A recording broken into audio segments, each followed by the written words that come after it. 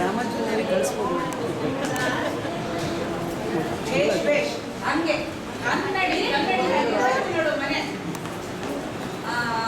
Photo ಎಲ್ಲ ಹೊಸಿದ್ಯೇನೋ ಎಲ್ಲ clean ಮಾಡ್ಬಿಟ್ಟಿದ್ದೆ. ಸರಿ.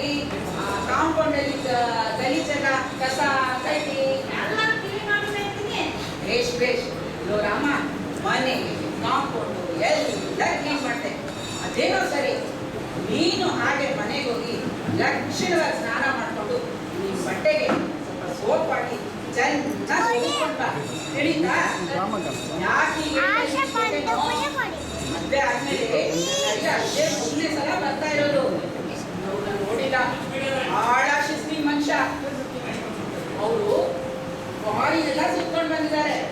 ಆಮೇಲೆ ಇಲ್ಲಿಗೆ ಬಂದಾಗ ಯಾತಕ್ಕಾದ್ರೂ ಹೋಗುದ್ರು ಅನ್ನೋ ನಾನು ಯಾಕೆ ಕರಿತಾ ಚಿಕ್ಕಮ್ಮ ಅವ್ರು ಇರ್ಬೇಕಾದ್ರೆ ನೀ ಯಾರು ನನಗೆ ಕಾಣದೇ ಇಲ್ಲ ಅಂತೀನಿ.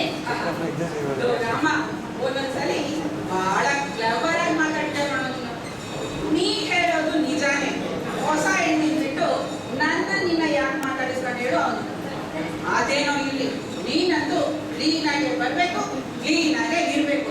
ಸರಿ ಬುದ್ಧಿ ಸೋಪ್ ತಗೊಳಕ್ಕೆ ಕಾಸು ಸೋಪ್ ಯಾಕೋ ನಾನ್ ಕಾಸು ಕೊಡ್ಬೇಕು? ತಿಂಗಳ ನಿನ್ ಸಂಬಳ ಕೊಡೋದಿಲ್ವೇನೋ? ಸರಿ ಬುದ್ಧಿ ಮುಂದಿನ ತಿಂಗಳು ಸಂಬಳ ಕೊಟ್ಟಾಗ ಸೋಪ್ ತಗೊಂಡು ಬಟ್ಟೆ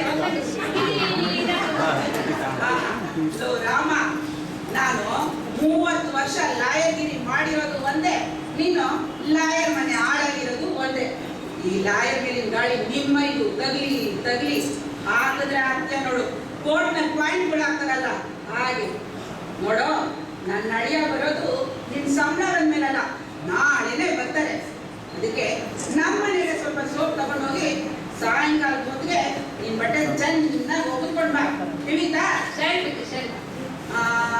ನಾನು ಆ ನಂಜುಂಡಯ್ಯನ ಮನೆಗೆ ಹೋಗಿ ನಾಳೆ ಬೆಳಗ್ಗೆ 1 ಗಂಟೆ ಟೈಮ್ ನಿಮ್ ಕಾರ್ ಕೊಡಿ, ಅಳಿನ ಸ್ಟೇಷನ್ ಇಂದ ಕರ್ಕೊಂಡು ಬರ್ಬೇಕು ಅಂತ ಹೇಳ್ಬರ್ತೀನಿ. ನೀನ್ ಇಲ್ಲೇ ಇದ್ದು ಬಿಟ್ಟಿರೋ ಕೆಲಸ ಏನಾದ್ರು ಇದ್ರೆ ಮಾಡ್ತಾ ಇರು.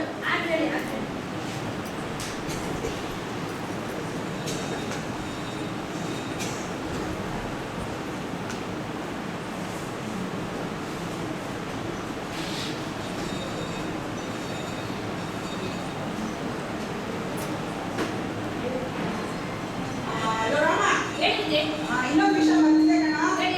ಹಂಗೆ ಆ ಕಾಂಟ್ರಾಕ್ಟರ್ ನರಸಿಂಹಯ್ಯನ ಮನೆಗೆ ಹೋಗಿ ಒಳ್ಳೆಯ ಸೋಫಾ ಸೆಟ್ ಕೂಡ 3 ದಿವಸ ಇಟ್ಕೊಂಡು ಕೊಡ್ತೀವಿ ಅಂತ ಹೇಳು. ಹಾಗೆ ಇನ್ನೊಂದು ವಿಚಾರ, ಅಲ್ಲಿ ಶಿವಣ್ಣನಿಗೆ ಮನೇಲಿರೋ ಲ್ಯಾಪ್ಟಾಪ್ ಕೊಡು ಅಂತ ಹೇಳಿದ್ದೆ, ಅವನು ನೋಡಿ ಅದು ಕೊಟ್ಟೆ, ಅದನ್ನು ತಂದ್ಬಿಡು. ಬುದ್ಧಿ ಇಷ್ಟನ ಬುದ್ಧಿ ಹಂಗೆ ಡಾಕ್ಟರ್ ಮನೆ ಹೋಗಿ ಅವ್ರ ಮನೆ ಇರ್ತಾರೆ ಇಂಗ್ಲಿಷ್ ನಾಯಿ ಅದೇ ತಿಂದ್ರಿ ನಾಯಿ ಯಾಕೋ ಅದೇ ಬಡಿಯವ್ರು ಗೊತ್ತಾವೆ ಅವ್ರು ಇಂಗ್ಲಿಷ್ ಎಲ್ಲ ಸುತ್ತ ಬಂದಿರೋರು ಇಂಗ್ಲಿಷ್ ನಾಯಿ ನಮಗೆ ಬುದ್ಧಿ ಸಹ ಇರ್ಲೇ ಅಡಿಯ ಬರುವಾಗ ಅಕ್ಷರ ನಿನಗೇನೋ ಏನ್ ಅನ್ಕೊಂಡಿದ್ಯಾ? ಹಂಗಲ್ಲ ಬುದ್ಧಿ ಅಣ್ಣಂದು ಮಠ ಬೇರೆ ತಪ್ಪಿದೆ ಅಂದ್ಬಿಟ್ರೆ ಆಟ ಈ ರೈಲ್ವೆ ಸ್ಟೇಷನ್ ಮನೆಗಂಟ ಮನೆಯಿಂದ ರೈಲ್ವೆ ಸ್ಟೇಷನ್ ಗಂಟ ಟೈಮ್ ಬಂದ್ಬಿಟ್ರೆ ಆಯ್ಬೇಕು ಬುದ್ಧಿ. ತೆನಾಲಿ ರಾಮ ಕಣೋ ನೀನು, ನೋಡೋಕೆ ಒಳ್ಳೆ ಗುಗ್ಗು ಇದ್ದಾಗಿದ್ರು ಬಹಳ ಕಿಲಾಡಿ, ಚೆನ್ನಾಗೆ ಮಾತಾಡ್ತೀಯ. ನೀನ್ ಹೇಳೋದು ಸರಿನೇ. ಆ ನಂಜುಂಡಯ್ಯನ ಕಾರು ಸ್ಟೇಷನ್ ತಲುಪಿ ಅಲ್ಲಿಂದ ಅವ್ರನ್ನ ಹೊತ್ಕೊಂಡು ಬರೋದು ಅದೆಲ್ಲ ಆಗೋ ಕೆಲಸ ಅಲ್ಲ. ಮತ್ತೆ ಹ್ಯಾಗ್ ಅಳಿಯನ್ ಕರ್ಕೊಂಡು ಬರೋದು?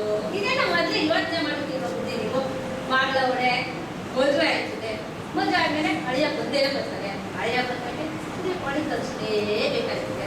ಇದೆಲ್ಲ ಮೊದಲೇ ಯೋಚನೆ ಮಾಡಿದ್ರೆ ಮೊದಲೇ ಯೋಚನೆ ಮಾಡಿದ್ದೆ ತಾನೆ, ಏನೋ ಆಗ್ತಿತ್ತು. ರೈಲ್ವೆ ಸ್ಟೇಷನ್ ತವ್ರ ಮನೆ ಕಟ್ಬಿಡ್ಬೋದಾಯ್ತಲ್ಲ ಬೃಹಸ್ಪತಿ ಕಣೋ ನೀನು.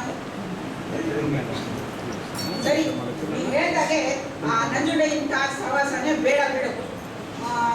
ಕಾಸಿನ ಸಭಿಗಾದ್ರೆ ಹೇಳಿ ಅವನ ಜಟ್ಟಾನೆ ನಾಳೆ ಬೆಳಗ್ಗೆ ಸ್ಟೇಷನ್ ಹತ್ರ ತಂದ್ಬಿಡು ಅಂತ ಹೇಳಿ ಬಂದ್ಬಿಡ್ತೀವಿ. ಹೇಳ್ಬಿಡು, ಇಲ್ಲಿಂದ ಸ್ಟೇಷನ್ ಬಾಡಿಗೆ, ಸ್ಟೇಷನ್ ಇಂದ ಇಲ್ಲಿಗೆ ಬಾಡಿಗೆ. ನಾವು ಸ್ಟೇಷನ್ ನಡ್ಕೊಂಡು ಹೋದ್ರೆ ಏನೋ ತಪ್ಪು, ಬೇಕಾದ್ರೆ ಅಲ್ಲಿನ ಜೊತೆ ಗಾಡಿ ಬಂದ್ರಾಯ್ತು. ನಾವು ನಡ್ಕೊಂಡು ಹೋಗಿದ್ದೇವೆ, ನಾವು ಗೊತ್ತಾಗುತ್ತಾ? ಹೋಗ್ತಾ ಬರ್ತಾ ಗಾಡಿ ಮಾಡ್ಕೊಂಡು ಬಂದಿದ್ದಾರೆ ಅಂತ ತಿಳ್ಕೊತಾರೆ. ಹಾಗೆ ಮಾಡಿ ಸರಿ ಕಣ್ಣ, ನಾ ಹೊರಡ್ತೀನಿ.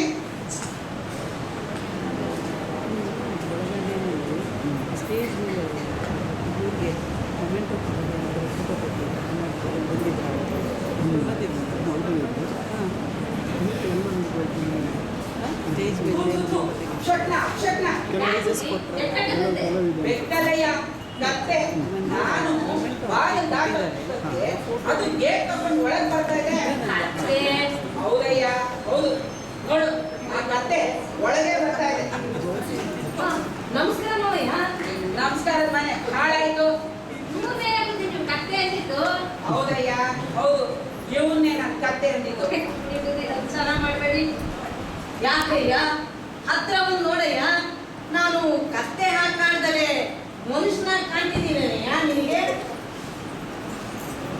ನಾನು ಕಂಡಿಲ್ಲ, ನೀವು ಮನುಷ್ಯನಾಗೇ ಕಾಣಿಸ್ತೀರ. ಕರೆಕ್ಟಾಗಿ ಹೇಳ್ದೆ ನೋಡು. ಹಾಗಾದ್ರೆ ನೀನು ಕತ್ತೆ ಅಲ್ಲ, ಮನುಷ್ಯನೇ. ಮನುಷ್ಯ ಕಣ್ಣಿಗೆ ಮನುಷ್ಯರು ಮನುಷ್ಯನಾಗೇ ಕಾಣ್ತಾರೆ. ಕತ್ತೆ ಕಣ್ಣಿಗೆ ನಾವೇನು ಮಾಡಕ್ಕಾಗಲ್ಲಯ್ಯ. ಹೌದಯ್ಯ, ಹೌದು. ನಾನ್ ಕತ್ತೆನೆ. ಯಾವ ನನ್ನ ಮಗಳನ್ನ ನೀನು ಕೊಟ್ಟು ಮದ್ವೆ ಮಾಡಿನೋ ಅವತ್ತೇ ಕತ್ತೆ ಆದೆ ನಾನು. ಬುದ್ಧಿ ಯಾರು ಬುದ್ಧಿ? ಸುಮ್ಮನೆ ಕತ್ತೆ ಕತ್ತೆ ಕಾಗಾಡ್ತಾನೆ ಇದ್ದೀನಿ. ಇವನೇ ನನ್ನ ಮೊದಲನೇ ಅಳಿಯ ನಾಣಿ. ಮದುವೆ 3 ವರ್ಷ ಆದ್ರೂ ಇನ್ನು ಹೆಂಡತಿನ ಕರ್ಕೊಂಡು ಹೋಗಿ ಸಂಸಾರ ಮಾಡೋ ಯೋಗ್ಯತೆ ಇಲ್ಲ ಇವನ್ಗೆ. ಬಂದು ನನ್ನ ಪ್ರಾಣ ತೆಗೆದಿರ್ತಾನೆ. ಮಾವಯ್ಯ, ನಾನೇನು ಇಲ್ಲಿ ಇರೋದಕ್ಕೆ ಅಂತ ಬರ್ಲಿಲ್ಲ ಮಾವಯ್ಯ. ದೀಪಾವಳಿ ಹಬ್ಬ ಅಂತ ಅಳಿಯ ಮನೆಗೆ ಬಂದ್ರೆ ಹೀಗೆ ನಾಯಿ ಕುದುರೆ ಕತ್ತೆ ಹೀಗೆಲ್ಲ ಅನ್ನೋದೆ. ನೋಡೋ, ಯಾವತ್ ನಿನ್ ಹೆಂಡತಿನ ಕರ್ಕೊಂಡೋಗಿ ನೇರವಾಗಿ ಸಂಸಾರ ಮಾಡ್ತೀಯ ನೋಡು, ಅವತ್ ನೀನ್ ನನ್ನ ಅಳಿಯ, ನಾನ್ ನಿನ್ ಮಾವ. ಮಾವಯ್ಯ, ನೀವು ಈ ನಾಣಿನ ಹಳೆ ನಾಣಿ ಅಂತ ತಿಳ್ಕೊಂಡು ಮಾತಾಡ್ತಿದ್ದೀರಾ ಅನ್ಸುತ್ತೆ. ಈಗ ಈ ನಾಣಿ ಲಕ್ಷಾಧೀಶ್ವರ. ನಾನು ಒಂದು ಕಂಪ್ನಿ ಮಾಲೀಕ, ಗೊತ್ತೇನು? ನೀನು ಲಕ್ಷಾಧೀಶ್ವರ? ನೀನಾ? ಹೌದು ಮಾವಯ್ಯ. ಹೊರಗಡೆ ನಿಂತಿರೋ ನನ್ನ ಕಾರೇ 3 ಲಕ್ಷ ರೂಪಾಯಿ ಬಾಳತ್ತೆ. ಬೇಕಾದ್ರೆ ಹೋಗಿ ನೋಡ್ಕೊಂಬನ್ನಿ. 3 ಲಕ್ಷ ರೂಪಾಯಿ ಕಾರು ನಿಂದ? ಏನಯ್ಯ ಇದೆಲ್ಲ ನಾಟಕ? ನಾಟಕ ಅಲ್ಲ ಮಾವಯ್ಯ, ಇದು ನಿಜಾಂಶ. ನಾಳೆ ನಿಮ್ ಹೊಸ ಅಳಿಯ ಊರಿಗೆ ಬರ್ತಾರಲ್ಲ, ಬೇಕಾದ್ರೆ ಅವ್ರನ್ನ ಕೇಳಿ ತಿಳ್ಕೊಳ್ಳಿ. ನನ್ ಹೊಸ ಅಳಿಯ? ಅವನ್ ಪರಿಚಯ ಬೇರೆ ನಿಂಗಿದ್ಯೋ? ನನ್ ಮೇಲೆ ಕೋಪ ಮಾಡ್ಕೊಂಡು ಅವ್ರ ಮದ್ವೆಗೆ ಬಂದಿರ್ಲಿಲ್ಲ ನೀನು? ಪರಿಚಯ ಏನ್ ಬಂತು ಮಾವಯ್ಯ, ಅವನು ನನ್ನ ಕಂಪ್ನಿನಲ್ಲೇ ನನ್ನ ಕೈ ಕೆಳಗೆ ಮ್ಯಾನೇಜರ್ ಆಗಿ ಕೆಲಸ ಮಾಡ್ತಿದ್ದಾನೆ. ಏನಯ್ಯ ಎಲ್ಲ ನಿಜವೇನಯ್ಯ? ಮಾವಯ್ಯ, ನಿಜಾನೋ ಸುಳ್ಳು ನಾಳೆ ನಿಮ್ಮ ಅಳಿಯ ಬರ್ತಾರಲ್ಲ, ಅವ್ರ ಹತ್ರನೇ ವಿಚಾರಿಸಿ ತಿಳ್ಕೊಳ್ಳಿ. ಬುದ್ಧಿ ಬುದ್ಧಿ ಹೊರಗಡೆ ಬುದ್ಧಿ ಕಾರು ಕಾರು ಗುಳಾಟಿಗಳ ಅಳಿ ಕರ್ಕೊಂಡ್ಬರೋಕೆ ನಿನ್ನೆ ಅಳಿಯವರು ಒಳ್ಳೆ ಟೈಮ್ನಾಗೆ ಬಂದವ್ರೆ. ಎಲ್ಲ ವಿಚಿತ್ರ. ಈಗಿನ ಕಾಲುವೆ ಹೀಗೆ, ಒಂದೇ ದಿನದಲ್ಲಿ ಗಾಳಿಯಾಗಿದ್ದವನು ಬಿರ್ಲಾ ಆಗೋಗ್ತಾನೆ. ನಾಡಿ ನಾರಾಯಣ್, ಸಾರಿ ನಾರಾಯಣ ಅದು ಏನೋ ದೇವರು ನಿಮ್ಮ ವಿಷಯದಲ್ಲಿ ಕಂಡ್ಬಿಟ್ಟ ಅಂತ ಕಾಣುತ್ತೆ. ತುಂಬಾ ಸಂತೋಷ. ನಾಳೆಯಿಂದ ದೀಪಾವಳಿ. ಅದಕ್ಕೆ ಮಾಮಯ್ಯ ನಾನು ಬಂದಿದ್ದು. ನಿಮ್ಮ ಮನೆಗೆ ಬರೋದಕ್ಕೆ ನಿಮ್ಗೆ ಅಭ್ಯಂತರ ಹೇಳಿ? ದೀಪಾವಳಿ ಮುಗಿಸ್ಕೊಂಡು 3 ದಿನ ಇದ್ದೇ ಹೋಗ್ಬೇಕು ತಾವು. ಅದೇ ನೋಡಿ ನನ್ನ ಇಚ್ಛೆನು ಅದೇ ಮಾಮಯ್ಯ. ರಾಮ ನೋಡ, ಅದೇ ನೋಡ.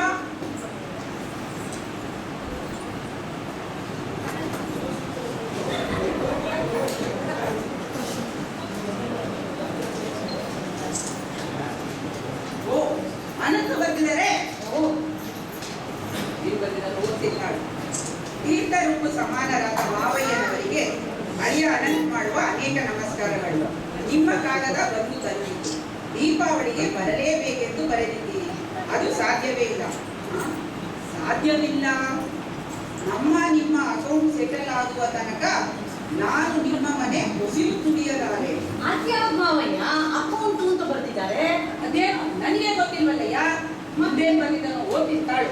ಓದಿ ತಾವು ಮದುವೆಯ ಸಮಯದಲ್ಲಿ ನನಗೆ ಕೊಡಬೇಕಾಗಿದ್ದ 50,000 ರೂಪಾಯಿಗಳ ವರದಕ್ಷಿಣೆಯನ್ನು ಮದುವೆಯಾದ 1 ತಿಂಗಳೊಳಗೆ ಕೊಡುತ್ತೇನೆಂದು ಹೇಳಿದ್ದೀರಿ. ಆದರೆ ಈವರೆಗೂ ನಿಮ್ಮಿಂದ ಹಣ ಬರಲಿಲ್ಲ. ನಾನು ದೀಪಾವಳಿಗೆ ನಿಮ್ಮ ಮನೆಗೆ ಬರಬೇಕು ಎಂಬ ಆಸೆ ನಿಮಗಿದ್ದರೆ ಈ ಕೂಡಲೇ ಆ 50,000 ರೂಪಾಯಿಗಳನ್ನು ಬ್ಯಾಂಕ್ ಡ್ರಾಫ್ಟ್ ಮೂಲಕ ನನಗೆ ಕಳುಹಿಸಿ. ಡ್ರಾಫ್ಟ್ ತಲುಪಿದ ಕೂಡಲೇ ರೈಲು ಹತ್ತಿ ನಿಮ್ಮ ಊರಿಗೆ ಬರುತ್ತೇನೆ. ಇಲ್ಲದಿದ್ದರೆ ನನಗೂ ನಿಮಗೂ ಯಾವ ಸಂಬಂಧವೂ ಇಲ್ಲ. ಹೀಗೆ ಬಂದಿದ್ದಾನೆ ಈಡಿಯಟ್ಟು. ಮಾವಯ್ಯ, ನೀವು ಏನು ಯೋಚನೆ ಮಾಡಬೇಡಿ, ನಾನನ್ನ ದಾರಿ ತರ್ತೀನಿ ಬಿಡಿ. ಏನಾದ್ರೂ ಆಗ್ಲಿ ಉಪಾಯವಾಗೇ ದಾರಿ ತರಬೇಕು ನಾರಾಯಣ್. ಇದ್ರೆ ಅನಾಹುತ ಆಗ್ಬಿಡುತ್ತೆ ನೋಡು. ಮಾವಯ್ಯ, ನಾನ್ ದಾರಿ ತರ್ತೀನಿ ಅನ್ನಲ್ಲ, ಬಿಡಿ, ನೀವೇನು ಯೋಚನೆ ಮಾಡಬೇಡಿ. ಇದೇ ಟೈಮ್ನಾಗೆ ಮಠಕ್ಕೆ ಬಂದಿದ್ದೀರಿ ಬುದ್ಧಿ ನೀವು. ಅಂದಾಗೆ ಈಗೇನ್ ಮಾಡೋಣ ಅಂತೀಯ ನಾರಾಯಣ್? ಮಾವಯ್ಯ, ನೀನ್ ಕೇಳಿದ ಹಾಗೆ ಡ್ರಾಫ್ಟು ಗಿಫ್ಟು ಏನು ಬೇಡಯ್ಯ, ಇಲ್ಲಿ ಬಂದ್ರೆ ಕ್ಯಾಶೇ ಕೊಟ್ಬಿಡ್ತೀನಿ ಅಂತ ಮರ್ಬಿಡಿ ಮಾವಯ್ಯ. ಏನು ಏನಯ್ಯ ನೀನ್ ಹೇಳೋದು? ಹಾಗಂತ ಬಂದ್ಬಿಟ್ರೆ ಹಣ ಕೊಡಕ್ ಒಪ್ಕೊಂಡಾಗ್ಬಿಡಲ್ಲ. ಅದು ನೀವ್ ಹೇಳೋದು ಕರೆಕ್ಟ್ ಪಾಯಿಂಟ್.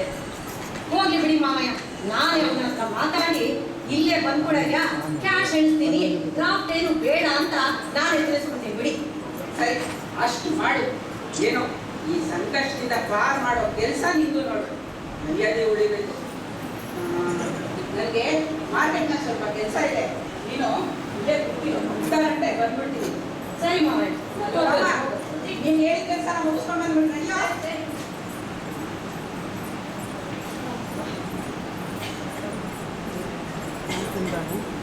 ಅಲ್ಲ, ಇದು ಎಂತ ಸಂಕಟ ಬಂತು? ಮಾವಯ್ಯ ಬರ್ದಂಗೆ ಹೊಸ ಅಳಿಗೆ ಕಾಗದ ಬಂದಿದ್ದಾಯ್ತು. ದೀಪಾವಳಿಗೆ ಬರಬೇಡಯ್ಯ, ಈ ವರ್ಷ ದೀಪಾವಳಿ ಹಬ್ಬ ಇಲ್ಲ ಅಂತ. ಅವನಂತೂ ಬರೋದಿಲ್ಲ. ಇನ್ನು ಅಳಿಯ ನನ್ನ ಕಂಪ್ನಿನಲ್ಲೇ ನನ್ನ ಕೈ ಕೆಳಗೆ ಮ್ಯಾನೇಜರ್ ಆಗಿದ್ದಾನೆ ಅಂತ ಸುಳ್ಳು ಹೇಳಿದ್ದಾಯ್ತು. ಆ ಅಳಿಯ ಬಂದಾಗೆ ಮಾವನವ್ರಿಗೆ ಕಾಗದ ಬರ್ತಿತ್ತು ಆಯ್ತು. ಆದ್ರೆ ಈ ನಮ್ಮ ಮಾವನವ್ರ ಹತ್ರ ಹಣ ಲಪ್ಟಾಯಿಸು ಹೇಗೆ ಗೊತ್ತಾಗ್ತಿದೆ? ನಮಸ್ಕಾರ ಮಾವಯ್ಯ, ಯಾವಾಗ ಬಂದ್ರಿ? ಈಗ ತಾನೇ ಬಂದೆ ಕಮಲ. ಹೇಗಿದ್ಯಮ್ಮ, ಚೆನ್ನಾಗಿದ್ಯಾ? ನಾನ್ ಚೆನ್ನಾಗಿದ್ದೀನಿ ಮಾವಯ್ಯ. ಅಪ್ಪ ಸಿಗ್ಲಿಲ್ವೇನು? ಮನೇಲಿ ಇದ್ರಲ್ಲ. ಸಿಕ್ಕಿದ್ರಮ್ಮ? ಹೋಗ್ಲಿ ಬಿಡಿ, ದೀಪಾವಳಿ ಹಬ್ಬಕ್ಕಾದ್ರೂ ನೆಂಟರಿಷ್ಟರು ಎಲ್ಲ ಒಂದ್ ಕಡೆ ಸೇರೋವಾಗಾಯ್ತು. ಅದೇ ಅವರು ಅದೇ ನಮ್ಮನೆಯವರು ನಾಳೆ ಬರ್ಬೋದು. ಅದೇ ಅನುಮಾನ ಆಗಿದೆಯಮ್ಮ. ಈಗ ತಾನೇ ಒಂದು ಕಾಗದ ಬಂತು. ಏನು ರಾಷ್ಟ್ರದಲ್ಲಿ ಬರೋದಿಲ್ಲ ಅಂತ ಬರ್ತಿದ್ದಾರೇನು? ಬರೋದಿಲ್ಲ ಅಂತ ಬರ್ದಿಲ್ಲ, ಬರೋದಿಕ್ಕೆ ಲಂಚ ಕೇಳ್ತಿದ್ದಾರೆ ಅಷ್ಟೇ. ಭ್ರಷ್ಟಾಚಾರ. ಭ್ರಷ್ಟಾಚಾರ? ಹೌದಮ್ಮ, ಹೌದು. ಎಲ್ಲೆಲ್ಲಿ ನೋಡಿದ್ರು ಈಗ ಭ್ರಷ್ಟಾಚಾರನೇ ಆಗ್ಬಿಟ್ಟಿದೆ. ಅಲ್ಲ, ನಿಮ್ಮಪ್ಪ ನಿಮ್ಮ ಮದುವೆನಲ್ಲಿ ನಿಮ್ಮ ಗಂಡಂಗೆ 50,000 ರೂಪಾಯಿ ವರದಕ್ಷಿಣೆ ಕೊಡ್ತೀನಿ ಅಂತ ಹೇಳಿದ್ರಂತೆ. ಅದನ್ನ ಇವತ್ತಿನವರೆಗೂ ಕೊಟ್ಟೇ ಇಲ್ವಂತೆ. ಆ ಹಣ ಕೊಟ್ರೆ ದೀಪಾವಳಿಗೆ ಬರ್ತೀನಿ, ಇಲ್ಲದೆ ಹೋದ್ರೆ ನನಗೂ ನಿಮಗೂ ಯಾವ ಸಂಬಂಧನೂ ಇಲ್ಲ ಅಂತ ಕೊಟ್ಬಿಟ್ಟಿದಾರಮ್ಮ. ಈಗೇನ್ ಮಾಡೋದು ಮಾವಯ್ಯ? ನೀನು ಯೋಚನೆ ಮಾಡಬೇಡ ಕಮ್ಲು, ನಾನೇ ಅವನ ಹತ್ರ ಮಾತಾಡೋಣ ಅಂತ ಇದ್ದೀನಿ. ನಿಮ್ ಮಾತು ಕೇಳ್ತಾರೆ ನಾವು. ಹೇಳಿಲ್ಲ ಅಂದ್ರೆ ಡಿಸ್ಮಿಸ್. ಡಿಸ್ಮಿಸ್? ಹೌದಮ್ಮ, ಕೆಲಸದಿಂದ ಡಿಸ್ಮಿಸ್ ಮಾಡ್ಬಿಡ್ತೀನಿ. ಅದು ಹೇಗ್ ಸಾಧ್ಯ ಮಾವಯ್ಯ? ಕಮ್ಲು, ಅವನು ನನ್ನ ಕೈ ಕೆಳಗೆ ನನ್ನ ಕಂಪ್ನಿನಲ್ಲೇ ಮ್ಯಾನೇಜರ್ ಆಗಿ ಕೆಲಸ ಮಾಡ್ತಿದ್ದಾನಮ್ಮ. ನಿಮ್ಮ ಕಂಪನಿನಲ್ಲ? ಹೌದಮ್ಮ. ಓ, ನಿನಗೆ ವಿಷಯನೇ ಗೊತ್ತಿಲ್ಲ ಅನ್ನು. ನಮ್ದು ನಿನ್ನ ಮದುವೆಗೆ ನಿಮ್ಮ ಅಪ್ಪನ ಮೇಲಿನ ಕೋಪಕ್ಕೆ ನಾ ಬಂದಿರಲಿಲ್ಲ ನೋಡು. ಹಾಗಾಗಿ ನಿನ್ ಗಂಡ ಯಾರು ಅಂತಾನೆ ನನಗೆ ಗೊತ್ತಿರ್ಲಿಲ್ಲ. ಒಂದು ನಿಮಿಷ ಹೀಗೆ ಮಾತಾಡ್ಬೇಕಾದ್ರೆ ನಿನ್ ಗಂಡ ಅವನೇ ಅಂತ ತಿಳಿಯಿತು. ಅವನು ನನ್ನ ಕಂಪ್ನಿನಲ್ಲೇ ನನ್ನ ಕೈ ಕೆಳಗೆ ನನ್ನ ಮ್ಯಾನೇಜರ್ ಆಗಿ ಕೆಲಸ ಮಾಡ್ತಿದ್ದಾನಮ್ಮ. ನಿಮ್ಮ ಮಾತು ನಿಜ ಮಾವಯ್ಯ? ನೋಡು ಕಂಡು, ನಿಮ್ ಭಾವ ಜೀವನದಲ್ಲಿ ಇದೊಂದೇ ನಿಜ ಹೇಳಿರೋದು ಅಂತ ನೀವು ನಂಬು. ಈ ವಿಷಯ ಅಪ್ಪನಿಗೆ ಗೊತ್ತಿದ್ಯಾ? ಗೊತ್ತಿರ್ಲಿಲ್ಲ, ಈ ತಾನೇ ತಿಳಿಸ್ದೆ. ಹೇಗಾದ್ರೂ ಮಾಡಿ ನಮ್ ಸಂಸಾರ ಸರಿ ಮಾಡೋ ಜವಾಬ್ದಾರಿ ನಿಮ್ದು ಮಾವಯ್ಯ. ನೋಡಮ್ಮ, ನೀನೇನು ಯೋಚನೆ ಮಾಡಬೇಡ. ಆದ್ರೆ ಒಂದು ವಿಷಯ, ನಿನ್ ಗಂಡ ವರದಕ್ಷಿಣೆ ಹಣ ಬೇಕೇ ಬೇಕು ಅಂತ ಹಠ ಹಿಡಿಬೋದು. ನಾವು ಏನು ಕೊಡಕ್ಕಾಗಲ್ಲ ಅಂದ್ರೆ ಅವನು ಒಪ್ಕೊಳ್ಳೋದಿಲ್ಲ. ಅವನು ಒಪ್ಕೊಂಡು ಅವ್ರ ಅಪ್ಪ ಚಂಡಾಲ, ಅವನಂತೂ ಒಪ್ಕೊಳ್ಳೋದೇ ಇಲ್ಲ. ಹೇಗಾದ್ರೂ ಚೌಕಾಸಿ ಮಾಡಿ ಒಂದು 30,000 ಒಪ್ಪಿಸ್ಬೋದಮ್ಮ. 30,000 ಅಪ್ಪ ಕೊಡ್ತಾರೇನು? ನಿನ್ ಗಂಡ ಬೇಕಾದ್ರೆ ಬರ್ಲಿ, ಬೇಡದೆ ಹೋದ್ರೆ ಬಿಡ್ಲಿ, ಒಂದು ನಯ ಪೈಸಾ ಕೂಡ ಕೊಡೋದಿಲ್ಲ ಅಂತ ಹೇಳ್ಬಿಡ್ತಾರೆ ಮಾವಯ್ಯ. ಹೌದಮ್ಮ, ಅದು ಕರೆಕ್ಟೆ. ನಿಮ್ಮಪ್ಪ ಮಹಾಲೋಭಿ, 3 ಕಾಸು ಕೂಡ ಕೊಡೋದಿಲ್ಲ. ಆದ್ರೂ ಕಮ್ಲು, ನಿನ್ ಗಂಡ ದೀಪಾವಳಿ ಹಬ್ಬಕ್ಕೆ ಬರಲೇಬೇಕು. ನೀನ್ ಕರ್ಕೊಂಡು ಹೋಗಿ ಸಂಸಾರ ಉಡ್ಲೇಬೇಕು. ಏನ್ ಹೋದ್ರೆ ಅವಮಾನ ಆಗತ್ತಮ್ಮ. ಏನ್ ಮಾಡ್ಬೇಕಂತ ನೀವೇ ಹೇಳಿ ಬಾವಯ್ಯ. ಹೇಗಾದ್ರೂ ಮಾಡಿ ದೀಪಾವಳಿಗೆ ಅವ್ರ ಮನೆಗೆ ಬಂದು ನನ್ನ ಮೇಲೆ ಪ್ರೀತಿ ವಿಶ್ವಾಸ ಇಡೋ ಹಾಗಾದ್ರೆ ಸಾಕು. ನೋಡಿಕೊಂಡು ನಾನೊಂದು ವಿಷಯ ಹೇಳ್ತೀನಿ, ನೀ ಕೇಳ್ತೀಯಾ? ಹೇಳಿ ಬಾವಯ್ಯ, ಏನ್ ಮಾಡ್ಬೇಕು ಅಂತ. ನೋಡಿಕೊಂಡು ಈಗ 30,000 ರೂಪಾಯಿ ಕೊಟ್ರೆ ಎಲ್ಲವೂ ಸರಿ ಹೋಗತ್ತಮ್ಮ. 30,000 ಎಲ್ಲಿದೆ ಬಾವಯ್ಯ? ಅಪ್ಪ ಒಂದ್ ನಯ್ಯ ಪೈಸಾ ಕೂಡ ಕೊಡೋದಿಲ್ಲ. ನೋಡಮ್ಮ, ನಿಮ್ಮ ಅಪ್ಪನ್ ಗೊತ್ತಿಲ್ಲ ಹಾಗೆ ನೀನೇ ಕೊಡ್ಬೇಕಮ್ಮ. ನನ್ನ ಹತ್ರ ಅಷ್ಟೊಂದು ಹಣ ಎಲ್ಲಿದೆ ಬಾವಯ್ಯ? ಕಮ್ಲು, ನಿನ್ ಒಡವೆಗಳಿದೆಯಲ್ಲ ಅದನ್ನೆಲ್ಲ ನನ್ನ ಕೈ ತಂದ್ಕೊಡು. ನಾನು ಅದನ್ನ ಗಿರ್ವಿ ಅಂಗಡಿಲಿ ಇಟ್ಟು 30,000 ರೂಪಾಯಿ ಮಾಡ್ಕೊಂಡು ಗಂಡನ ಕೈ ಕೊಟ್ಟು ಸಮಾಧಾನ ಮಾಡಿ ದೀಪಾವಳಿ ಹಬ್ಬ ಕರ್ಕೊಂಡ್ಬರ್ತೀನಿ. ಆಮೇಲೆ ಅವನ ಮನಸ್ಸು ಒಲಿಸಿ ಆ ಒಡವೆಗಳನ್ನೆಲ್ಲ ನಿನ್ ಕೈಗೆ ತಂದ್ಕೊಡ್ತೀನಿ. ಹೇಗಿದೆ ನನ್ನ ಉಪಾಯ? ಉಪಾಯವೇನೋ ಚೆನ್ನಾಗಿದೆ. ಈ ವಿಷಯ ಅಪ್ಪನ್ಗೆ ಗೊತ್ತಾದ್ರೆ? ಅಪ್ಪ ಗೊತ್ತಾಗಲ್ಲಮ್ಮ. ಒಂದು ಪಕ್ಷ ಗೊತ್ತಾಗಿ ಕೇಳಿದ್ರೆ ಅಪ್ಪ ಒಡವೆ ಎಲ್ಲ ಪೆಟ್ಟಿಗೆನಲ್ಲೇ ಇದೆ ಅಂತ ಹೇಳ್ಬಿಡು. ಹೀಗೆ 1 ತಿಂಗಳು ಕಳೆಯಿತು ಅಂದ್ರೆ ಎಲ್ಲವೂ ಸರಿ ಹೋಗ್ಬಿಡುತ್ತೆ. ಹಾಗೆ ಆಗ್ಲಿ ಬಾವಯ್ಯ. ಹೇಗಾದ್ರೂ ಮಾಡಿ ನನ್ನ ಸಂಸಾರ ಸರಿ ಮಾಡೋ ಜವಾಬ್ದಾರಿ ನಿಮ್ ಕೈಲಿದೆ. ನೋಡಿಕೊಂಡು ನೀನೇನು ಭಯ ಪಡ್ಬೇಡ. ಏನ್ ಮಾಡೋದಮ್ಮ, ನಿನ್ ಗಂಡಂಗೂ ನಿಮ್ ಮಾವಂಗೂ ಧನ ವಿಷಾತಿ ಹಿಡಿದು ಬಿಟ್ಟಿದ್ಯಲ್ಲ. ಸರಿ ಬಾವಯ್ಯ, ಇಲ್ಲಿ ಒಡವೆಗಳನ್ನ ತಂದ್ಕೊಡ್ತೀನಿ. ಅಪ್ಪ, ನನ್ ಪ್ಲಾನ್ ಈಗ ಸಕ್ಸಸ್ ಆಗೋ ರೀತಿ ಕಾಣಿಸ್ತಾ ಇದೆ. ಅಲ್ಲ, ನಮ್ಮ ಮಾವ ಮಹಾಲೋಭಿ, ಜಿಪುಣ ಅಂದ್ರೆ ಜಿಪುಣ. ಅವನಿಗೆ ಬುದ್ಧಿ ಕಲಿಸೋ ಸಮಯ ಈಗ ನನಗೆ ಸಿಕ್ಕಿದೆ. ಜಿಪುಣರಿಗೆ ಈ ರೀತಿ ಬುದ್ಧಿ ಕಲಿಸಿದ್ರೇನೆ ಸಾಧ್ಯ.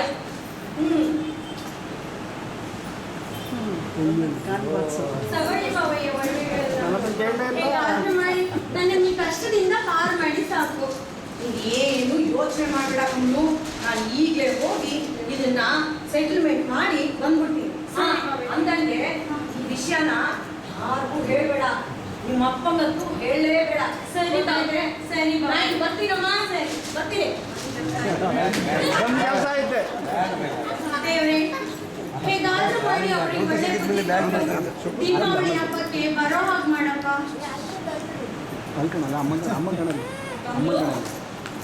ಏನಮ್ಮ, ಏನೋ ಬಹಳ ಯೋಚನೆ ಮಾಡ್ತಾ ಇರೋಗಿದೆ. ಏನಿಲ್ಲಪ್ಪ, ಅಂದಾಗೆ ಅವರಿಂದ ಏನಾದ್ರೂ ಕಾಗದ ಬಂದಿದ್ಯೇನು? ಹೌದಮ್ಮ, ಬಂದಿದೆ. ಏನಂತ ಬಂದಿದ್ದಾರಪ್ಪ? ಇನ್ನೇನ್ ಬರೀತಾರೆ? ಹಬ್ಬಕ್ ಬಾ ಅಂತ ನಾವು ಬರ್ತಿದ್ವಿ, ಖಂಡಿತ ಬರ್ತೀನಿ ಅಂತ ಅವ್ನು ಬರ್ದಿದ್ದಾನೆ. ನನಗೂ ಕಾಗದ ಬರ್ದಿದ್ದಾರಪ್ಪ. ನಿಮಗೂ ಕಾಗದ ಬರ್ದಿದ್ದಾನೆ? ಹೌದು. ಏನಂತ ಬರ್ದಿದ್ದಾನೆ? ನಿಮ್ಮಪ್ಪ ಮದುವೆ ಸಮಯದಲ್ಲಿ 50,000 ರೂಪಾಯಿ ವರದಕ್ಷಿಣೆ ಕೊಡ್ತೀನಂತ ಹೇಳಿ ಮೋಸ ಮಾಡಿದ್ದಾರೆ. ಈ ಕೂಡಲೇ ಹಣ ಸೆಟ್ಲ್ ಮಾಡುವಂತೆ ಹೇಳು. ಇಲ್ಲೇ ಹೋದ್ರೆ ನನಗೂ ನಿನ್ಗೂ ಯಾವ ಸಂಬಂಧನೂ ಇಲ್ಲ ಅಂತ ಬರ್ದಿದ್ದಾರಪ್ಪ. ಹೌದಮ್ಮ, ಹೌದು. ನನಗೂ ಹಾಗಂತಾನೆ ಕಾಗದ ಬರ್ದಿದ್ದಾನೆ. ಬಹುಶಃ ಎಲ್ಲ ಅಪ್ಪನ ಕಿತಾಬಲ್ಲೇ ಇರ್ಬಹುದು. ಈಗ ಏನ್ ಮಾಡೋದಪ್ಪ? ಅಲ್ಲೂ ಇನ್ನೊಂದು ವಿಷಯ ಗೊತ್ತಿಲ್ಲ. ಏನು? ನಿನ್ ದೊಡ್ಡ ಭಾವ ನಾಣಿ ಇದಾನಲ್ಲ, ಅವನ ಕಂಪ್ನಿಲೇ ನಿನ್ ಗಂಡ ಕೆಲಸ ಮಾಡೋದು. ನಾಣಿನು ಬಂದಿದ್ದಾನೆ. ಅದಕ್ಕೆ ಅವ್ನಿಗೆಲ್ಲ ವಿಚಾರನೂ ಹೇಳಿದ್ದೀನಿ. ಅವನು ನಮ್ಗೆ ಸಹಾಯ ಮಾಡ್ತೀನಿ ಅಂತ ಹೇಳಿದಾನಮ್ಮ. ಹೇಗಾದ್ರೂ ಮಾಡಿ ದೀಪಾವಳಿ ಹಬ್ಬಕ್ಕೆ ಅವ್ರು ಬರೋ ಹಾಗೆ ಮಾಡಿಯಪ್ಪ. ಇಲ್ಲ ಅಂದ್ರೆ ನಿಮ್ಗೂ ಅವಮಾನ, ಅಕ್ಕಪಕ್ಕದವರೆಲ್ಲ ಆಡ್ಕೊಳ್ಳೋವಾಗ ಆಗತ್ತೆ. ಹೌದಮ್ಮ, ಹೌದು. ಏನಾದ್ರೂ ಮಾಡ್ಲೇಬೇಕು. ನೀನೇನ್ ಯೋಚನೆ ಮಾಡ್ಬೇಡಮ್ಮ, ನಾನು ಹೇಗಾಗಿ ಎಲ್ಲ ಸರಿ ಮಾಡ್ತೀನಿ. ನೀವು ಒಳಗೆ ಹೋಗಮ್ಮ. ಆಯ್ತಪ್ಪ.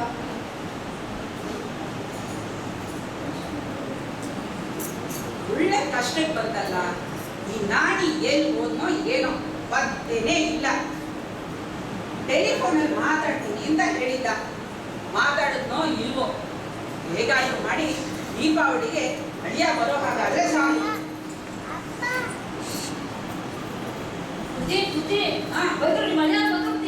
ಯಾರು ಈಗ ನಿಂತ್ರಲ್ಲ ನಾರಾಯಣ ಅವರೇನೋ? ಅವರೆಲ್ಲ ಬುದ್ಧಿ ಕಾರಿಂದ ಬಂದಿಳಿದ್ರು. ನೀವು ಯಾರು ಮುಂದೆ ರಾಯರ ಅಳಿಯ ಅಂದ್ರು. ಯಾರು? ಹೊಸ ಅಳಿಯನ? ಹೋಗೋ, ಹೋಗಿ ಲಗೇಜ್ ತಗೊಂಬ.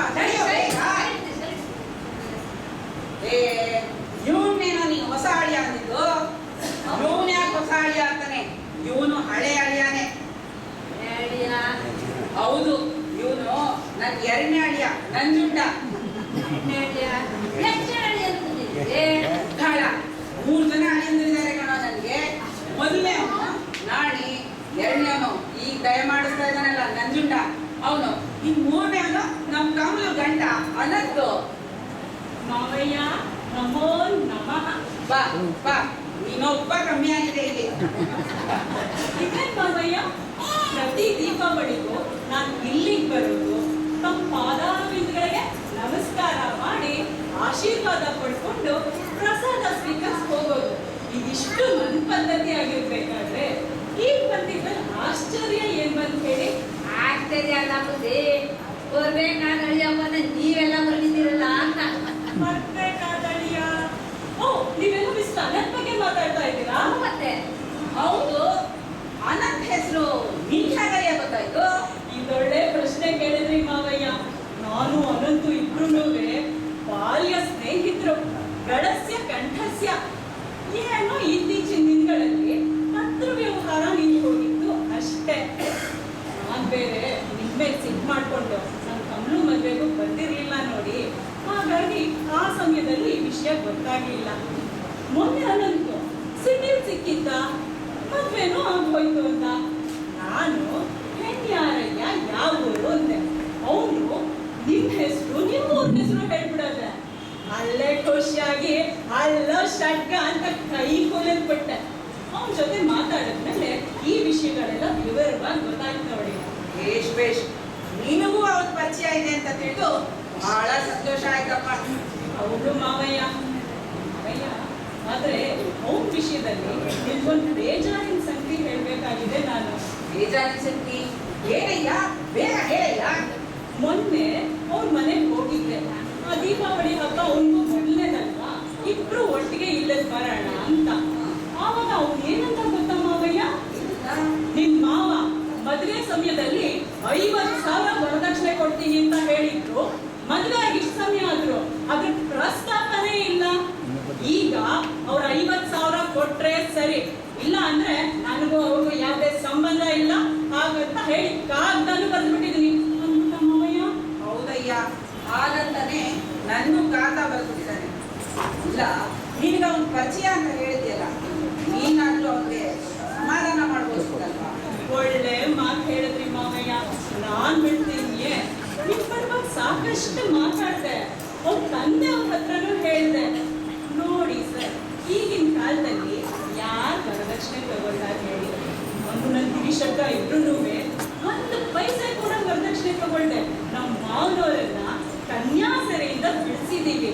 ಅಂಥದ್ರಲ್ಲಿ ತಾವು ಹಿರಿಯರು, ಲೋಕ ನೋಡಿದವರು, ಮದುವೆ ಎಲ್ಲ ಆದ್ಮೇಲೆ ಈ ರೀತಿ ಹಠ ಬಿಡೋರು ಸರಿ ಇರುತ್ತೆ ಸರ್. ಸ್ವಲ್ಪ ಯೋಚನೆ ಮಾಡಿ ಸರ್ ಅಂತ ಹೇಳಿದೆ ಮಾವಯ್ಯ. ಅವ್ರೇನಂದ್ರು, ಇನ್ನೇನಂತಾರೆ, ಮದುವೆ ಸಮಯದಲ್ಲಿ ಕೊಟ್ಟ ಮಾತಿನ ಪ್ರಕಾರ ನಡ್ಕೋಬೇಕು, ಇಲ್ಲದೆ ಹೋದ್ರೆ ನನ್ನ ಮಗನಿಗೆ ಹೇಳಿ ಡೈವರ್ಸಿಗೆ ಅರ್ಜಿ ಹಾಕಿಸ್ಬಿಡ್ತೀವಿ ಅಂದ್ರು ಮಾವಯ್ಯ. ಹಾಗಾದ್ರೇನಯ್ಯ ಅವರು? ಮಾವಯ್ಯ, ಈಗೇನಯ್ಯ ಮಾಡೋದು ನಿಷ್ಠಯ್ಯ? ನೀವು ಯೋಚನೆ ಮಾಡಬೇಡಿ. ನಾನು ಅನಂತು ಹತ್ರ ಮಾತಾಡಿ ಒಂದು ಒಪ್ಪಂದಕ್ಕೆ ಬಂದಿದ್ದೀನಿ. ಏನಂತ? ಹೇಳಿದಾನೆ, ಒಂದು 30,000 ಹೊಂದಿಸ್ಕೊಟ್ರೆ ಯಾವುದೇ ತಕರಾರಿಲ್ಲದೆ ಬಿಡ್ತೀನಿ, ಎಲ್ಲದಕ್ಕೂ ಓಕೆ ಅಂತ ಹೇಳಿದ. ಆ ವಿಷಯನೇ ತಮ್ಮನ್ನು ಮಾತಾಡ್ಕೊಂಡು ಹೋಗೋಣ ಅನ್ಕೊಂಡೆ ಮಾವಯ್ಯ. ಹೋಗಿ ಹೋಗಿ ಟೇಕಾರ್ ಮಾಡಿ 30,000 ಕೊಟ್ಬಿಡಿ. ಸಾರ್ ಹೋಯ್ಸ್ಬೇಡಿ, ಹೊಸ ನನ್ನ ಹೇಳ್ತವ್ರಿ. ಗುಂಡಯ್ಯ, ಇನ್ನೊಂದು ವಿಷಯ ಗೊತ್ತಾ? ಶೆಟ್ಟ ನಾಣೇನು ಬಂದಿದ್ದಾನೆ ಕಣಯ್ಯ. ನಾನು ಏನು ಬಂದಿದ್ದಾರೆ ಬಂದಿದ್ದಾರೆ. ಒಂದು ಎಲ್ಲ ವಿಚಾರ ತಿಳಿಸ್ದೆ. ಯಾಕಂದ್ರೆ ನನ್ನ ಹೊಸ ಅಳಿಯ ಅನಂತು ಅವನ ಕಂಪನಿಲೇ ಅಂತ ಕೆಲಸ ಮಾಡೋದು. ಅದಕ್ಕೆ ಅವನು ಅನಂತು ಹತ್ರ ಮಾತಾಡಿ ವಿಷಯ ಬಗೆಹರಿಸಿಂದ ಹೇಳಿ ಹೋಗಿದ್ದಾನೆ. ಬರ್ಲಿ ನೋಡೋಣ. ಪ್ರಯತ್ನ ಏನಾದರೂ ಇಲ್ಲ ಅಂದ್ರೆ ನೀನ್ ಹೇಳ್ದಾಗೆ ನಿನ್ ಕೈಗೆ 30,000 ರೂಪಾಯಿ ಕೊಟ್ಬಿಡ್ತೀನಿ. ಎಲ್ಲ ಸಲೀಸಾಗಿ ನಡೆಯೋ ಹಾಗೆ ಮಾಡೋ ಜವಾಬ್ದಾರಿ ನಿಂದು ನೋಡಪ್ಪ. ಸರಿ ಮಾವಯ್ಯ, ನೀವೇನು ಯೋಚನೆ ಮಾಡಬೇಡಿ. ನಾನು ನಾರಾಯಣ್ ಸೇರಿ ಇದಕ್ಕೊಂದು ಪರಿಹಾರ ಕಂಡುಹಿಡಿದೇ ಹಿಡಿತೀವಿ. ಸರಿನಪ್ಪ, ನೀನು ಕುತ್ಕೊಂಡಿರು. 5 ನಿಮಿಷ ಸ್ನಾನ ಮುಗಿಸ್ಕೊಂಡು ಬರ್ತೀನಿ. ಸರಿ ಮಾವಯ್ಯ. ರಾಮ, ಹೋಗಿ ಸಾಮಾನೆಲ್ಲ ತಂದ್ಬಿಡ. ಸರಿ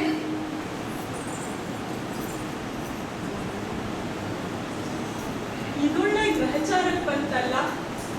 ಅಲ್ಲ, ನಾನೇನು ಸುಳ್ಳಿನ ಬಲೆ ಹಣ್ಕೊಂಡು ಅದ್ರಲ್ಲಿ ನಮ್ಮ ಮಾವನ್ ಪೀಡಿಸ್ಕೊಳ್ಳೋಣ ಅಂತ ಬಂದ್ರೆ, ನನಗಿಂತ ಮೊದ್ಲೇ ಈ ನನ್ನ ಕಿರೀಶಕ್ಕ ಸುಳ್ಳಿನ ಬಲೆ ಬೀಸಿದಾನಲ್ಲ. ಬೀಸ್ಲಿ ಏನಾದ್ರೂ ಮಾಡಿ ನಮ್ಮ ಮಾವ ಅವನ್ ಬಲೆ ಬೀಳ್ದೆ ನನ್ ಬಲೆಗೆ ಬೀಳೋ ಹಾಗೆ ಮಾಡ್ಕೋಬೇಕು. ಅಲ್ಲ, ಇವ್ ಮೂರನೇ ಅಳಿಯ ನಂದು ಅಂತೆ. ಅವ್ನ್ ಯಾರೋ ಏನೋ ನನಗೂ ಗೊತ್ತಿಲ್ಲ. ಆದ್ರೆ ಅವನು ನನ್ನ ಬಾಲ್ಯ ಸ್ನೇಹಿತ ಅಂತ ನಮ್ಮ ಮಾವನವ್ರ ಹತ್ರ ಸುಳ್ಳು ಹೇಳಿ ಅವ್ರನ್ನ ನಂಬಿದಂತೂ ಆಯ್ತು. ಇನ್ನು ಆ ಅನಂತಗೆ ಈ ಸಲ ದೀಪಾವಳಿ ಹಬ್ಬ ಇಲ್ಲ, ನೀ ಬರೋ ಅಗತ್ಯ ಇಲ್ಲ ಅಂತ ನಮ್ಮ ಮಾವನವ್ರು ಬರ್ದ ಹಾಗೆ ನಾ ಕಾಗ್ದಾನು ಬರ್ದು ಹಾಕಿದ್ದ ಇದ್ದ. ಈಗಿನ ಬಂದು ಕೂಗಿರೋ ನನ್ನ ಗಿರೀಶಕ್ಕನ್ ಇಲ್ಲಿಂದ ಓಡಿಸಿದ್ರೆ ನನ್ನ ಕೆಲಸ ಸುಲಭ ಆಗುತ್ತೆ. ಏನ್ ಮಾಡೋದು? ಹಲೋ ನಂಜುಂಡಯ್ಯ, ಯಾವಾಗ ಬಂದ್ಯಯ್ಯ? ಈಗಷ್ಟೇ ಬಂದೆ ಕಣಯ್ಯ. ಏನ್ ಸಮಾಚಾರ? ಸಮಾಚಾರ ಏನಪ್ಪ? ನಾವೆಲ್ಲ ಅಳಿಯಂದ್ರು ಇಲ್ಲಿ ಸೇರ್ತಿರೋದೇ ಹಬ್ಬದ ಸಮಾಚಾರ ನೋಡು. ಅದೇನೋ ಸರಿಯಯ್ಯ, ನಾವಿಬ್ರು ಹಳೆ ಅಳಿಯಂದ್ರು ಬಂದಿದ್ದೀವಿ, ಇನ್ನು ಹೊಸ ಅಳಿಯ ಬಂದೇ ಇಲ್ವಲ್ಲ. ಹೊಸ ಅಳಿಯ ಅನಂತು ಅವನು ಇನ್ನೇನು 11 ಗಂಟೆ ಬಸ್ಸಿಗೆ ಬಂದ್ಬಿಡ್ತಾನೆ ನೋಡು. ಬಂದ್ಬಿಟ್ಟಾಗೆ. ನಾನು ನಿನ್ನೆ ಸಿಟಿಗೆ ಬಸ್ ರಿಸರ್ವ್ ಮಾಡ್ಸಕ್ ಹೋಗಿದ್ದೆ ಬಸ್ ಸ್ಟ್ಯಾಂಡಿಗೆ. ಆವಾಗ ಅವ್ನು ಹೇಳ್ತಾ, ಸಾರಿ ಅವ್ನು ಬಂದಿದ್ದ ಅಲ್ಲಿಗೆ. ಅವನು 11 ಗಂಟೆ ಬಸ್ಸಿಗೆ ರಿಸರ್ವ್ ಮಾಡಿದ್ದ, ನಾನು 10 ಗಂಟೆ ಬಸ್ಸಿಗೆ ರಿಸರ್ವ್ ಮಾಡಿದ್ದೆ. ಟೈಮ್ ಆಗ್ತಿದೆ ನೋಡು, ಬಂದ್ಬಿಡ್ತಾನೆ ಅಂತೆ. ಹಾಗಾದ್ರೆ ನಡಿಯಯ್ಯ, ಬಸ್ ಸ್ಟ್ಯಾಂಡ್ ಹೋಗಿ ರಿಸೀವ್ ಮಾಡ್ಕೊಂಡ್ ಬರೋಣ. ನಾ ಬರಲ್ಲಪ್ಪ ಅದಕ್ಕೆಲ್ಲ. ನೀನ್ ತಾನೇ ಈ ಮನೆ ಕಿರಿ ಅಳಿಯ, ನೀನೇ ಹೋಗಿ ರಿಸೀವ್ ಮಾಡ್ಕೊಂಡ್ ಬಾ. ಅಯ್ಯೋ, ನಾನು ಅವ್ನ ಮುಖಾನೇ ನೋಡಿಲ್ವಲ್ಲಯ್ಯ. ಇನ್ನು ಸುಳ್ಳು ಹೇಳಕ್ ಬಿಟ್ಟಿಲ್ಲ ನೀನು. ಸುಳ್ಳು ಮತ್ತಿನ್ನೇನಯ್ಯ, ಅವನು ನಿನ್ ಕಂಪ್ನಿಲೇ ತಾನೇ ಕೆಲಸ ಮಾಡೋದು. ನಿನ್ ಕೈ ಕೆಳಗೆ ಕೆಲಸ ಮಾಡೋ ನೌಕರ ಅವನು. ಅರೆ, ಇದೆಲ್ಲ ಯಾರಯ್ಯ ಹೇಳಿದ್ರು ನಿನಗೆ? ಮತ್ತಿನ್ನೇನಯ್ಯ, ನೀನು ನಮ್ಮ ಮಾವನವ್ರಿಗೆ ಏನು ಗೊತ್ತಾಗಲ್ಲ ಅಂತ ಹೇಳಿ ಅವ್ರ ಟೋಪಿ ಹಾಕ್ದಾಗೆ ನನಗ್ ಹಾಕಕ್ ಬರ್ತೀಯನಯ್ಯ. ಅದ್ಯಾವ್ದಯ್ಯ ಅದು ನಿನ್ನ ಕಂಪ್ನಿ? ಪಾಪ ನಾರಾಯಣ್ ರಾವ್ ಅಂಡ್ ಕಂಪ್ನಿ ಅಲ್ಲ, ನಿಂದು ಒಂದು ಕಂಪ್ನಿ ಇದೆ. ಆ ಕಂಪ್ನಿಗೆ ಒಬ್ಬ ಮ್ಯಾನೇಜರ್, ಅವನೇ ನಮ್ಮ ಮಾವನವ್ರ 3ನೇ ಅಳಿಯ. ಈಗ ಅವನು 50,000 ವರದಕ್ಷಿಣೆ ಕೇಳ್ತಾ ಇದ್ದಾನೆ. ಹೀಗೆಲ್ಲ ಸುಳ್ಳು ಹೇಳಿ ನಮ್ಮ ಮಾವಯ್ಯನ ಟೋಪಿ ಹಾಕಕ್ ನೋಡ್ತೀಯನಯ್ಯ. ಹೇಳಿದೆ ಕಣಯ್ಯ, ಅದಕ್ಕೇನೀಗ ಅಂತಂದ್ರೆ ನೀ ಹೇಳಿ ಸುಳ್ಳಿನ ಕಥೆ ಎಲ್ಲ ಮಾವಯ್ಯನ್ ಗೊತ್ತಾಗಿ ಪೊಲೀಸ್ ಸ್ಟೇಷನ್ ಕಂಪ್ಲೇಂಟ್ ಕೊಡಕ್ ಹೋಗ್ತಾರೆ. ಏನಯ್ಯ ಹೇಳ್ತಿರೋದು? ನಿಜವೇನಯ್ಯ? ಮತ್ತಿನೇನ್ ಅನ್ಕೊಂಡೆ, ಅವ್ರು ಬರೋ ಅಷ್ಟ್ರಲ್ಲಿ ನೀ ಇಲ್ಲಿಂದ ತಪ್ಪಿಸ್ಕೊಂಡ್ಯೋ ಸರಿ. ಇಲ್ಲೇ ಹೋದ್ರೆ ಜೈಲಲ್ಲಿ 1, 2, 3 ಅಂತ ಕಂಬಿ ಅಯ್ಯೋ, ಅದೆಲ್ಲ ಆಗೋ ಕಡೆ ನಾನು ಈಗ ಹೊರಟ್ಬಿಡ್ತೀನಯ್ಯ. ಬಾಯ್, ನಂಜುಂಡಯ್ಯ, ಗುಡ್ಬಾಯ್, ಬಾಯ್.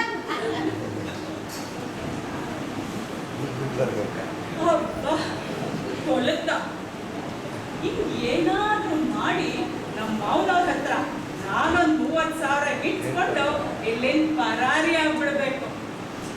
ಏನ್ ಮಾಡೋದು? ಸ್ನಾನ ಮಾಡೋಣ ಅಂದ್ರೆ ನೀರೇ ಕಾಯ್ದಿಲ್ಲ. ಮಾವಯ್ಯ ಅಂತ ಇವ್ರು ನಾವೇನ್ ಬಂದಿದ್ರು ಈಗಷ್ಟೇ. ಇಲ್ಲೋದ್ರು? ಅಯ್ಯೋ ಬಂದಿದ್ರು ಅಂದೆ ಮಾವಯ್ಯ.